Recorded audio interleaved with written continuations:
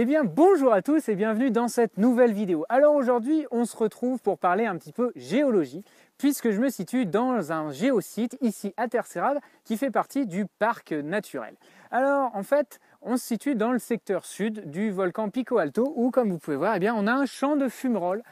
Donc là on en a deux qui sont derrière moi mais on va en voir plus. Et en fait, c'est la particularité de ce coin, puisqu'en fait, ce sont les dernières traces les plus visibles de la dernière éruption qui date du XVIIIe siècle, ici à Terceira. Donc c'est parti, on va parler géologie.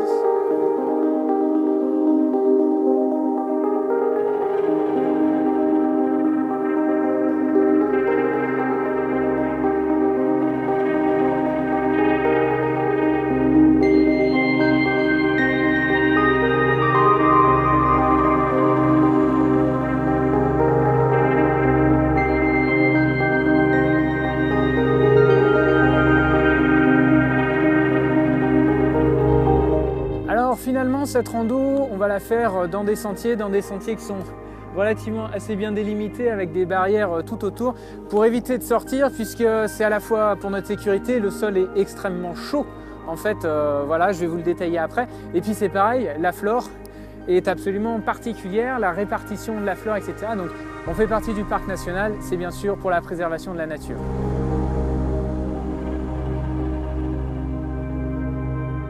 Alors voilà, je me situe juste ici, proche des fumerolles.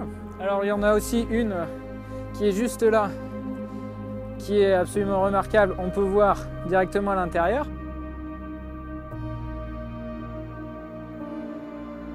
Alors, fournace d'eau enchauffée, donc ça pue clairement. C'est un endroit qui est un champ finalement de fumerolles. Et le sol, comme je vous dis, est très chaud puisque finalement à la surface du sol proche des fumerolles, on est à 95 degrés et à 1,5 m de profondeur, on est déjà à 130 degrés. Donc voilà, c'est extrêmement chaud.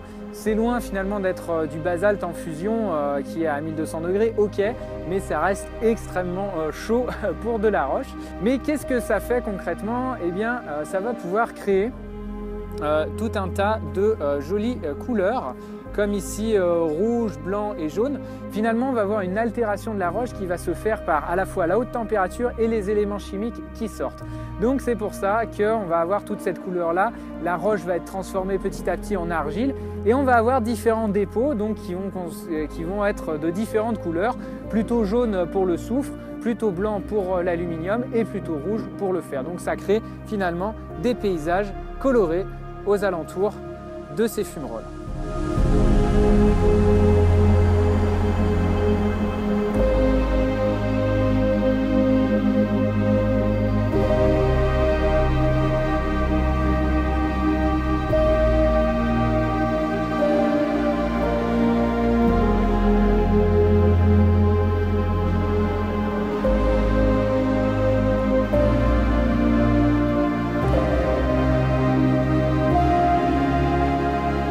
On va parler maintenant un petit peu végétation et répartition de la végétation parce que effectivement ici on a des conditions qui sont très particulières géologiquement parlant, ça vous l'aurez compris. Mais du coup ça va affecter la répartition de la végétation.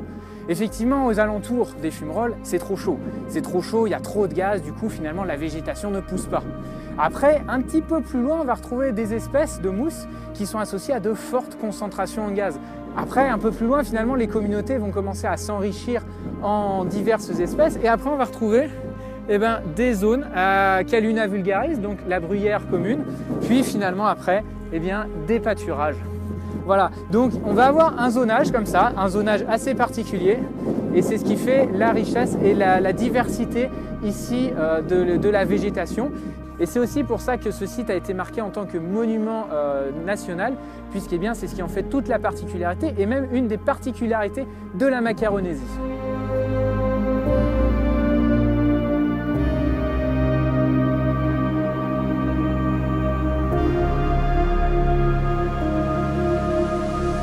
Alors, je vous parlais des couleurs, je vous parlais de la végétation, on va relier un petit peu ça, puisque au-delà des couleurs qui sont finalement dues aux différents éléments chimiques qui sortent des entrailles de la Terre, vous l'aurez compris. On a aussi toute une couleur qui est due à la diversité absolument incroyable des bryophytes ici. On a finalement une diversité qui est due à ce zonage. Donc rien que sur ce petit site, on va retrouver plus d'une cinquantaine d'espèces de bryophytes.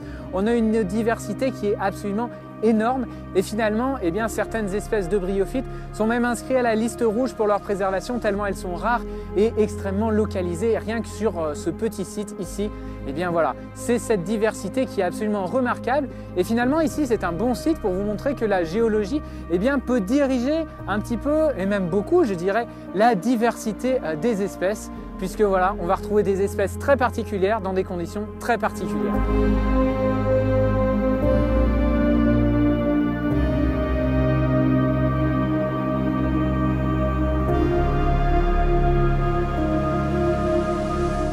Alors finalement, qu'est-ce que c'est qu'une fumerole? Parce que je vous en parle depuis tout à l'heure, qu'est-ce que c'est que ces trucs-là qui fument de partout?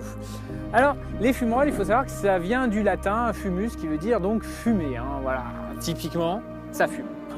Voilà, les fumeroles, c'est tout bêtement une ouverture dans la croûte terrestre, une ouverture d'où va pouvoir s'échapper les différents gaz. C'est finalement un type de volcanisme secondaire puisqu'on va avoir en fait tout un dégagement de gaz. Alors principalement ça va être de l'eau, mais aussi du CO2, tout un tas de gaz sulfurés, même quelquefois du HCl, hein, c'est-à-dire de l'acide chlorhydrique. Voilà, donc il faut faire finalement assez gaffe à proximité de ça et c'est pour ça donc je vous rappelle qu'on a ces petites barrières pour nous éviter d'aller voir ça de trop près. Alors la durée de vie de ces formations géologiques va varier énormément entre quelques dizaines à quelques centaines d'années. Tout va dépendre finalement de leur recharge en gaz à l'intérieur. Pour l'eau par exemple, de la recharge des aquifères qui sont à l'intérieur. Donc là, ça vient donc principalement le dégazage d'eau, c'est dû à la pluie qui tombe. Et ici, je vous assure que de la pluie, on en a assez souvent, couplé d'ailleurs à du vent. Je m'excuse, j'espère que le son est bon. Alors l'intensité des dégazages va varier en fonction de l'humidité de l'air. Alors ici avec le vent qu'on a en ce moment, ça va beaucoup sécher et c'est pour ça qu'on va pouvoir bien les voir aujourd'hui.